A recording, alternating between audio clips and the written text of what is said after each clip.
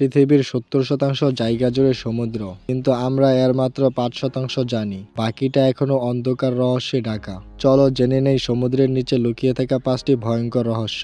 Number 5, Baltic C anomaly. 2011 সালে সমুদ্রের তলায় পাওয়া যায় অদ্ভুত গোলাকার বস্তু।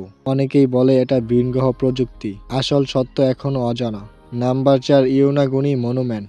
জাপানের সমুদ্রের নিচে বিশাল পাথরের কাঠামো। এটা কি প্রাচীন সভ্যতার নিদর্শন নাকি প্রকৃতির খেলা? Number 3, ব্লুপ sound.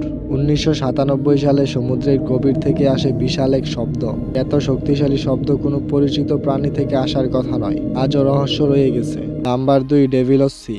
জাপানের কাছে একটি এলাকাকে বলা হয় প্যাসিফিকের বারমুডা ট্রায়াঙ্গেল। অনেক জাহাজ নাকি এখানে রহস্যজনকভাবে হারিয়ে গেছে। Number 1, Mariana trench. পৃথিবীর সবচেয়ে গভীর স্থান।